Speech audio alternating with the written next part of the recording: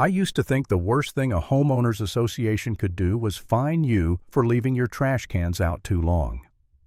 Then the president's kids turned my private pool into their personal water park. The next morning, I hired a demolition crew, and when the excavator roared to life, the only thing that got buried that day was her ego. But it didn't start there. It started the day I thought I'd finally built my dream home. My wife Erin and I had saved for years, pinching every penny to afford a small house in Oak Creek, one of those neighborhoods with manicured lawns matching mailboxes and an HOA brochure full of smiling stock photos. The real treasure was the backyard wide flat and begging for a pool. I dug most of it myself on weekends, shovel by shovel, sweating through the Texas heat, dreaming of summer barbecues and quiet nights under the string lights. For a while, it was perfect. Until Karen Grant got elected HOA president. At first, she seemed harmless, tight-smile pastel tracksuits that I'm just trying to help tone that made your skin crawl. Then came the letter, a crisp white envelope labeled Friendly Reminder. Apparently, I needed HOA approval for major landscaping modifications. My pool was already half done. I panicked, called her, and apologized. She sounded syrup-sweet. "Oh, it's no trouble at all, sweetheart. Just submit the paperwork. We're all neighbors here." I believed her. Rookie mistake. A week later, the approval came through, and I thought we were fine. 2 weeks after that, I came home to the sound of splashing and giggling. Karen's 2 boys had found a loose picket in the fence and were cannonballing into my pool like it was Six Flags. I walked out, tried to be polite. "Hey fellas, you need to ask before you come over. Okay, this is private property." They just stared, then splashed me square in the chest. I told Karen. She laughed. "Oh, Alex, don't be such a stick in the mud. They're just boys being boys. We need to foster a sense of community." The next week, I got a $50 fine, unsecured swimming facility. I bought a new lock. Then another fine, $100 for impeded community access. My blood boiled. I called her again. "Karen, it's my pool, my insurance, my yard." She just said, "Anything that enhances community appeal can be considered an asset. You should be thanking me for the free security." That's when I realized I wasn't dealing with a neighbor. I was dealing with a tyrant in yoga pants. The breaking point came one Saturday. I pulled into my driveway after a Costco run and froze. A dozen folding chairs surrounded the pool, kids splashing, parents eating cake, a giant banner reading Oak Creek Community Pool, Splash Bash. Karen was at the gate, clipboard in hand, ushering people in like she owned the place. I marched over, jaw clenched. "This party is over." She didn't even turn around. "Bryce, record this. Let's get him yelling for the newsletter." The humiliation burned hotter than the sun. I didn't yell.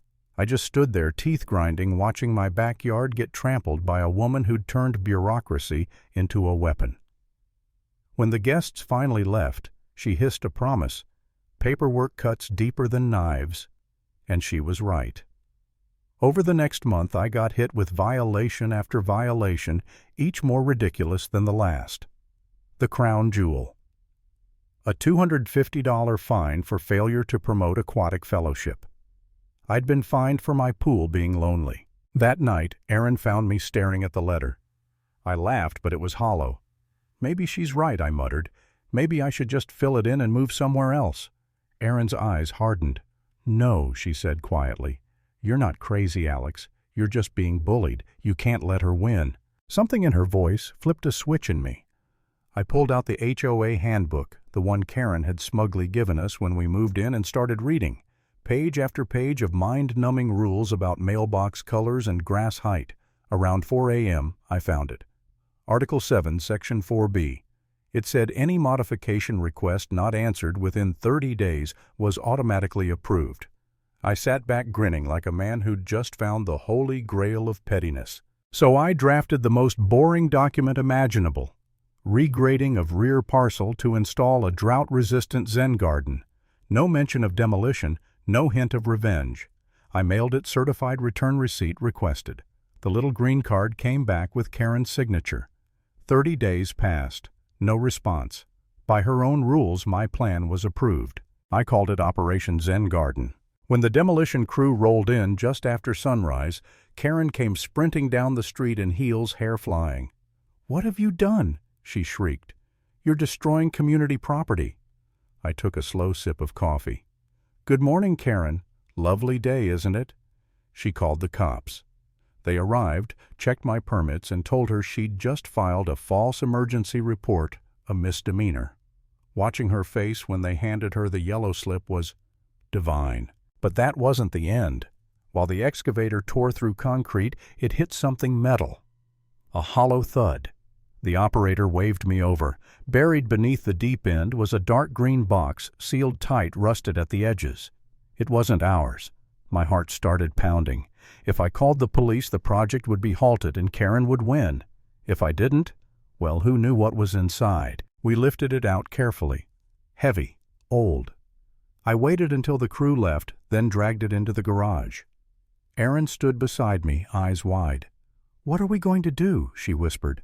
I hesitated, then said, "We're opening it." The latches were fused with rust. It took an hour of oil and patience before the lid finally screeched open. Inside, no gold, no body, just folders, dozens of them. The top one labeled Oak Creek HOA Land Acquisition 2008. My stomach turned as I flipped through contracts maps and handwritten notes.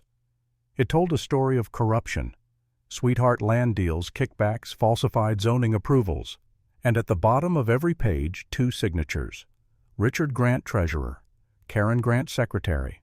My entire feud with her suddenly made sense. She wasn't guarding community rules, she was guarding secrets, and I had just unearthed them, literally. Then came the twist that nearly broke me.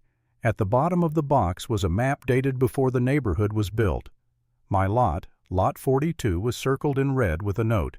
Common area designation to be lost in final filing. Bonus payment pending. Erin read it and went pale.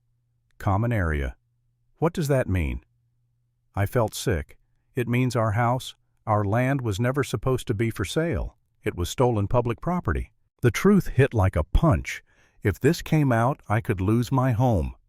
All my evidence could turn into a weapon against me.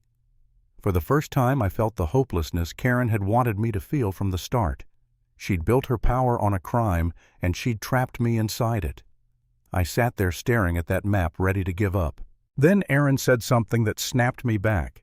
"You've already dug up her past, Alex. Don't bury yourself with it. Use it." So I did. I couldn't go public about the land, but I could hit her where it hurt the money. I brought one of her bogus landscaping invoices to my neighbor Tom, a retired mechanic with a radar for BS. 50 grand for 6 trees, I said. He whistled. "Her brother-in-law owns that company. You've got her." Within a week, Tom was recruiting allies, neighbors she'd fined, bullied, or embarrassed. Every one of them had a story. Every one of them had a reason to fight. We met at night in my garage, surrounded by piles of evidence and half-empty coffee cups. It felt like a suburban resistance movement. We drafted a petition for an emergency HOA meeting, just needed 25% of homeowners to sign. We got double that. I slipped the notice through Karen's mail slot just like she used to with her violation letters. The meeting was the next night, right as a thunderstorm rolled in. The clubhouse was packed.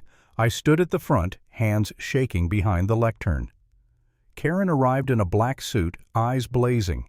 She tried to take the mic, but I blocked it. According to the bylaws, I said the petitioners set the agenda. "So please take a seat."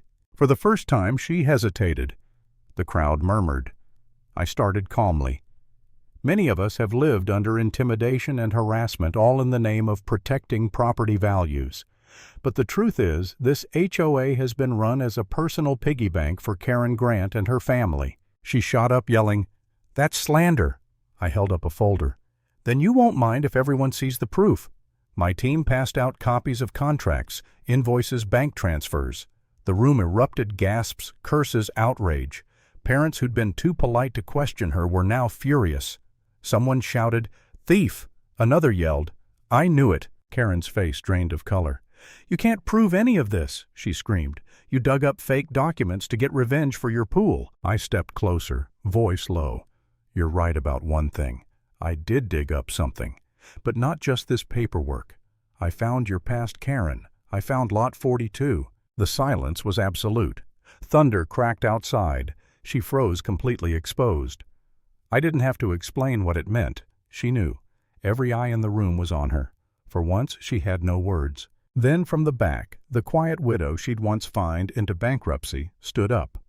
"I make a motion," she said firmly. "Immediate vote of no confidence and removal of Karen Grant as president." Hands shot up, dozens, then hundreds. It was unanimous. Karen let out a sound, half scream, half sob, and stormed out into the rain. That was the last time I ever saw her. Later, the new board turned our evidence over to the district attorney. Karen and her husband were charged with fraud, embezzlement, and conspiracy. They took a plea deal, lost everything, and disappeared. My title was eventually cleared, the land made legal. But that's another story.